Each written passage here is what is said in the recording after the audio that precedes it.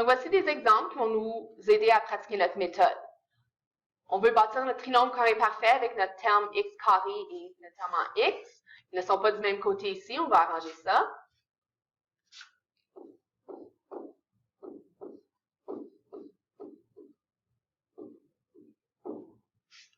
Voici ce qu'on obtient.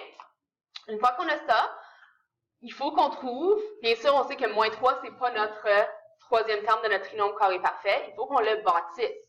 Il faut qu'on complète le carré, trouver le terme qui nous permettrait de le compléter. On se rappelle que pour faire ça, à cause de la raison qu'on a démontrée, on doit prendre le coefficient du x, on doit le diviser par 2, on doit l'élever au carré. Si on regarde ce que ça nous donne, ici, ça nous donne moins 3 au carré, qui donne bien sûr plus 9. Donc, pour que ce soit un vrai trinôme carré parfait, il faut qu'on aille plus 9 d'ajouter. Donc, c'est ce qu'on va faire ici. Je vais ajouter 9, mais je vais l'ajouter de façon à ce que ça ne change rien à mon équation. La seule façon de faire ça, en traitant juste un côté de l'équation, c'est de l'enlever également. Donc, j'ai ajouté, je l'ai enlevé. Ça veut dire que c'est comme si je suis en train de faire plus 0, qui ne change rien, comme on a discuté auparavant. Tous les autres termes qui étaient là, ils sont encore là, bien sûr.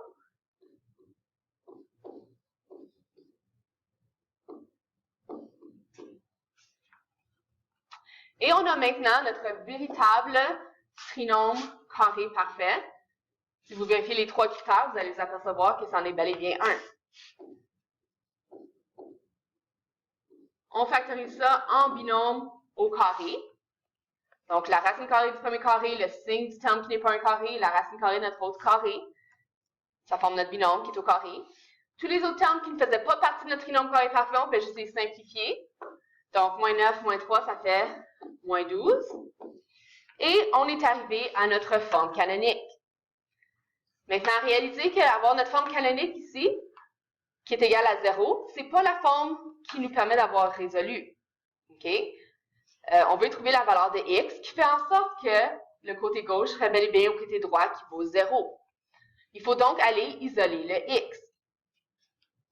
C'est ce que je vais faire.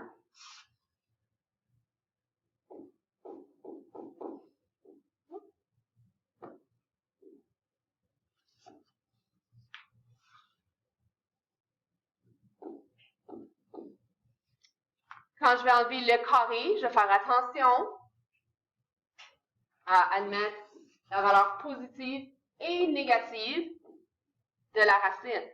Donc, rappelle que la valeur de racine carrée de 12, ce n'est pas elle qui est positive ou négative, c'est le fait qu'on a un exposant 2 qui permet d'admettre les deux solutions qu'on voit ici, le plus et le moins. Donc, j'enlève ensuite le moins 3 qu'il y avait dans ma parenthèse à la toute fin. Assurez-vous de respecter l'ordre SAMDEP. Et voici ce qu'on obtient. Remarquez que toutes ces étapes-là auraient été des étapes que vous auriez faites dans le passé. Ce n'est pas la première fois que vous voyez cette méthode-là. Toutefois, cette année, on a ajouté d'autres connaissances par rapport aux radicaux. On sait maintenant que dans certains cas, c'est possible que ce soit simplifiable. Voici une de ces instances-là. On voit que j'ai racine carrée de 12, qui bien sûr nous donne la racine carrée de 4 fois la racine carrée de 3. La racine carrée de 4 est intéressante parce que 4 est un carré parfait. Ça me permet d'évaluer ça en un entier. Et voici, j'ai ma forme complètement simplifiée. Je vais garder ma valeur exacte parce qu'on ne m'a pas parlé de valeur approximative arrondie à une telle décimale. Donc, voici mes deux racines. Je vais bien sûr écrire ma phrase de conclusion.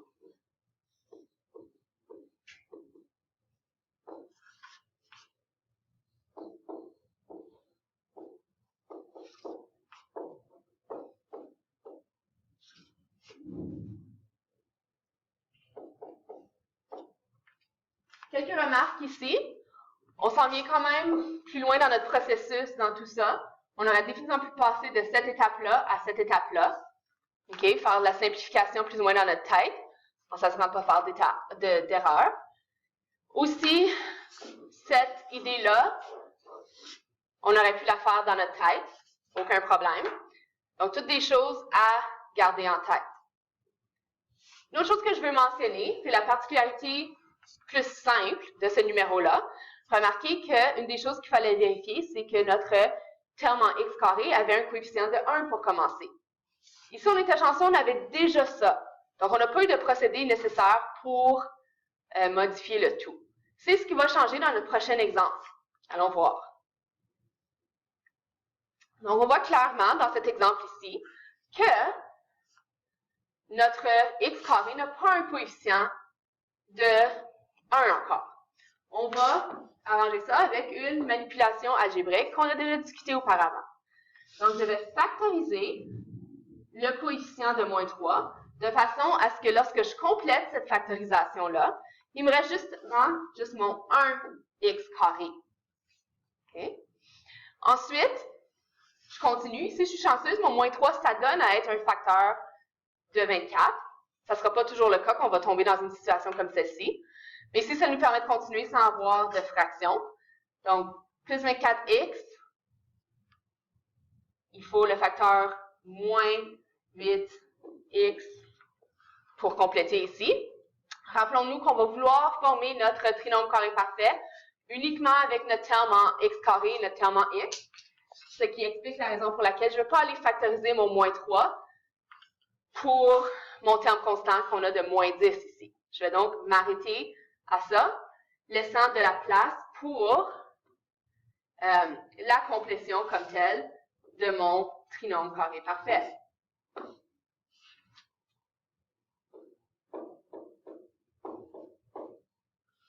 Donc, c'est le coefficient du trinôme, où est-ce que mon x carré a un coefficient de 1 qu'on utilise pour raisonner le tout.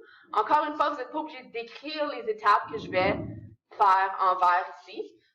Vous pourriez le faire dans votre tête. Donc, c'est bel et bien moins 8 que je vais diviser par 2 et que je vais élever au carré. Donc, ça me fait moins 4 au carré. En passant, j'ai discuté avant mes lignes droites ici, mon smartboard ne coopère pas trop bien. Faites attention, ici ça a l'air des égalités approximatives, mais c'est bel et bien des égalités parfaites. Donc voici, le terme qui complète mon carré, c'est plus 16. Donc je vais l'ajouter ici, et je vais l'ajouter de façon nulle en le retirant, en faisant moins 16 aussi. Remarquez que j'ai mis mon moins 16 à l'intérieur de ma parenthèse, parce que si je l'avais mis à l'extérieur de ma parenthèse, il n'aurait pas la même valeur. En ce moment, mon moins 16 est en multiplication avec mon moins 3, tout comme mon plus 16 est en multiplication avec mon moins 3. Donc, ils sont bel et bien de valeurs égales qui s'annulent. Autrement, ça aurait été une erreur. Donc, je veux former mon trinôme carré parfait en me débarrassant des termes qui n'en font pas partie.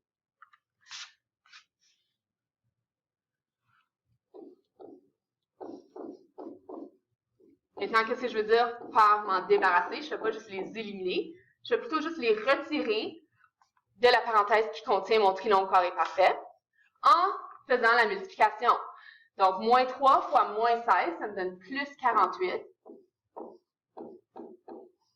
Moins 10 est bien sûr encore là. Et c'est ça ici qui forme mon trinôme carré parfait qui va se factoriser dans mon binôme au carré. Tout le reste pareil. J'ai maintenant ma forme canonique. Il me reste l'étape d'isoler mon x. Donc, mon plus 38 s'élimine en faisant moins 38 de chaque côté. Ensuite, mon fois moins 3 va s'éliminer en divisant par moins 3. Réalisez que moins 38 divisé par moins 3, donc un négatif divisé par un négatif, va faire en sorte que ça s'élimine. Je vais donc avoir 38 tiers. C'est important parce qu'on va voir que ça me donne un radicand positif pour ma racine carrée qui rend les valeurs possibles.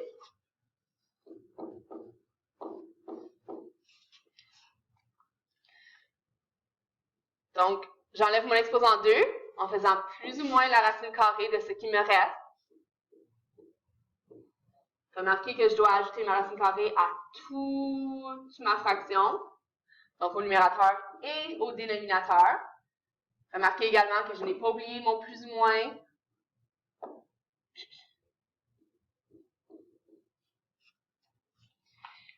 Maintenant, c'est intéressant. Okay, je viens de dire spécifiquement que la racine carrée s'applique au numérateur et au dénominateur. Ça veut dire que, bien sûr, une autre façon que j'aurais pu l'écrire, c'est comme ceci. Pourquoi je voudrais potentiellement l'écrire comme ça? C'est pour nous faire réaliser que, en ce moment, on a quelque chose que par convention ne peut pas rester. C'est-à-dire un nombre irrationnel au dénominateur. On a vu le processus de rationalisation des dénominateurs. Ça s'applique encore ici. Donc, je regarde ce que j'ai au dénominateur. J'ai un monombre au dénominateur. Donc, pour utiliser la méthode appropriée. Donc, tout ce qu'on a vu à l'unité 1. Excusez cette interruption. Donc, si on regarde ça ici, il faut que je multiplie la racine carrée que je vais éliminer au dénominateur et au numérateur pour garder mon égalité. Remarquez qu'ici, je suis en train de faire comme un fois 1. Ça ne change pas mon égalité.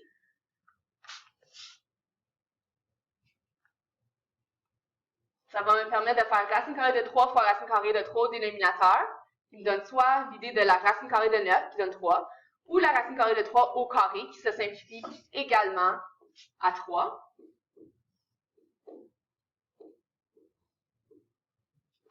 Au numérateur, je vais avoir la multiplication qui va être possible ici.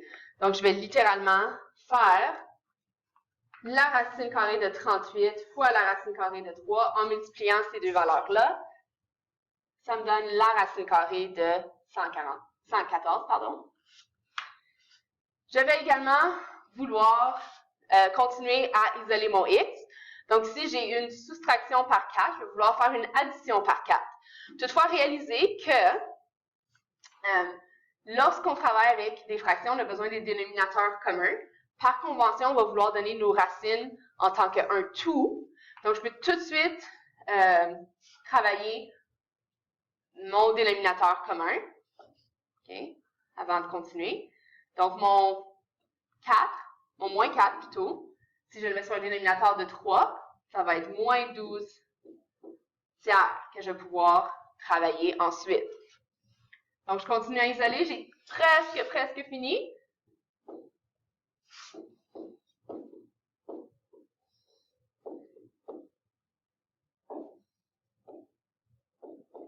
Donc, le tout étant des tiers, ça me donne le dénominateur commun, je peux mettre sous une seule fraction.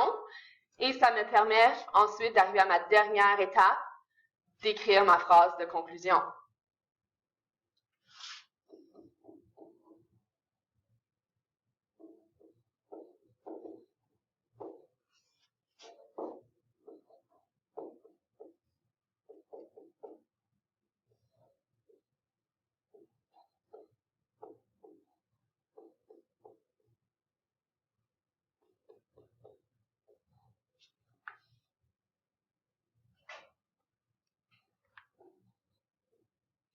Remarquez que de ne pas faire d'erreur, comme essayer de simplifier le 12 avec ce 3 ici, c'est impossible. Vous pouvez revoir vos notions d'expression rationnelle pour ça.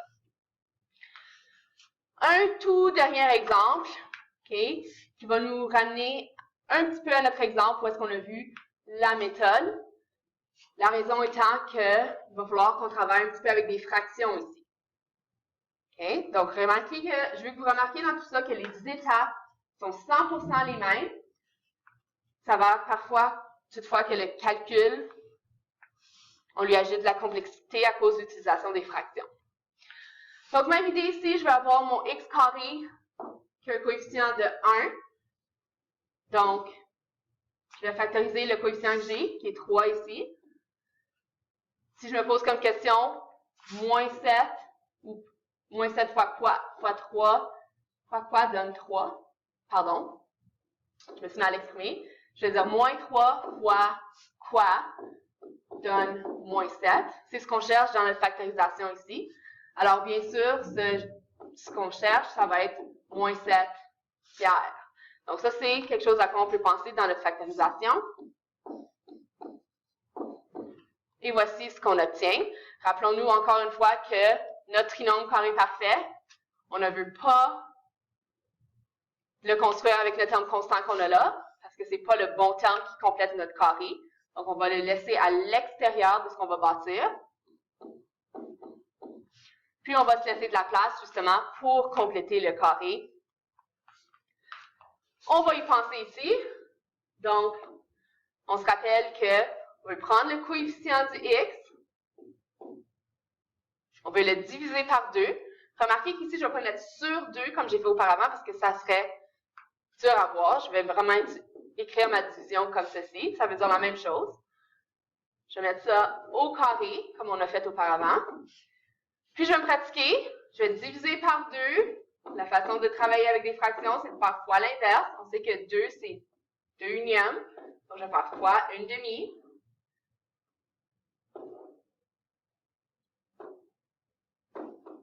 Ça fait moins 7 sixièmes. Je vais tout au carré. Remarquez l'utilisation de mes parenthèses. Comment ça englobe le numérateur et le dénominateur. Donc, ça fait 49 sixièmes. Donc, c'est 49 sixièmes qui complètent mon carré.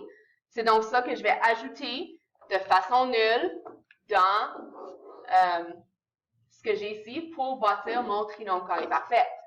Donc, j'ajoute 49 36e. C'est vraiment ce terme positif-là qui est mon deuxième carré qui complète mon trinôme carré parfait. Et je dois l'enlever aussi pour qu'on reste équivalent. Ensuite, on sait que ce sont seulement ces trois premiers termes-là ici qui forment notre trinôme carré parfait. Donc, c'est ça que je vais factoriser en binôme au carré. Même méthode qu'à l'habitude. Maintenant, pour les autres termes qui me restent, donc mon moins 49 36e, je dois le retirer de ma parenthèse en le multipliant par mon plus 3 qu'il y a devant.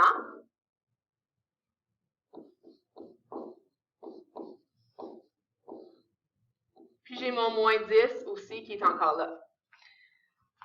Remarquez ici que je l'ai fait comme ça pour montrer que la meilleure façon, c'est de simplifier dès maintenant. Même si vous n'aviez pas simplifié dès maintenant, vous aviez fait le plus 3 fois moins 49 36e. Assurez-vous de ne pas faire d'erreur d'opération. Je vois souvent l'erreur suivante. Pour faire cette multiplication-là, il y a des gens qui vont faire x3 au numérateur et au dénominateur. Et réalisez ici que c'est une multiplication de plus 3 unième. Donc, ça fait x3 au numérateur et x1 au dénominateur si vous le faites au long. C'est toutefois, comme j'ai dit, beaucoup plus efficace de simplifier d'avance. Donc, j'ai un facteur de 3 au numérateur qui peut simplifier avec mon 36 au dénominateur. Donc, ici, il me reste 1. 36 divisé par 3, il me reste 12. Et je travaille maintenant avec un dénominateur de 12 qui est bien sûr beaucoup plus facile à utiliser. Je vais faire mon dénominateur commun avec mon 10, qui est 10 unième. Je vais faire x12 fois 12 pour continuer par la suite. Donc, je passe à la prochaine étape.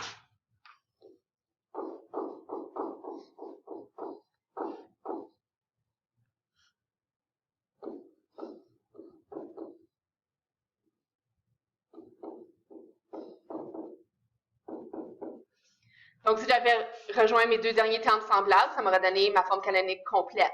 Je sais que je vais aller isoler, donc je passe tout de suite à la prochaine. Donc, ici, ça me donne de ce côté-ci moins 169 douzièmes. Donc, je vais faire plus 169 de chaque côté pour éliminer ça. Plus 169 douzièmes, pardon.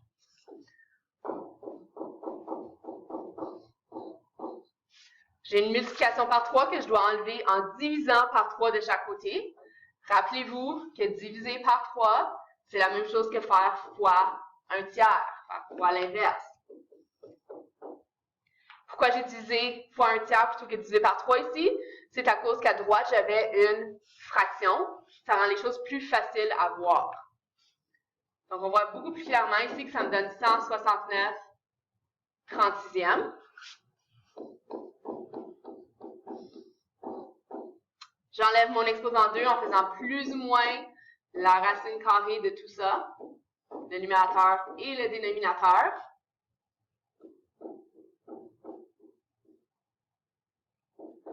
Ici, je suis d'autant plus chanceuse parce que mon numérateur de racine carrée de 169 et mon dénominateur de racine carrée de 36, les deux, ça se simplifie à des entiers. Donc, la racine carrée de 169, c'est 13, et de 36, c'est 6. Donc, ça me donne plus ou moins 13 sixièmes. Encore de la chance, j'ai déjà mon dénominateur commun. Donc, si je veux, je vais sauter une étape ici, je vais faire 2 étapes en une. Je vais enlever mon moins 7 sixièmes, je vais faire plus 7 sixièmes de chaque côté. Maintenant, remarquez qu'ici, la valeur exacte peut être évaluée un petit peu plus loin. Donc, si on regarde le cas où est-ce que x est égal à plus 13 sixièmes, plus mon 7 sixièmes, ça me fait alors 20 sixièmes, qui se simplifie bien sûr en divisant par 2 à 10 tiers. Et ici, j'ai moins 13 sixièmes plus 7 sixièmes, qui donne ma valeur de moins 6 sixièmes, qui se simplifie à moins 1. Donc, voici ce qu'on obtient. Donc, les racines sont 10 tiers et moins 1. Et voici comment on pourrait arriver à nos racines à l'aide de la complétion du carré.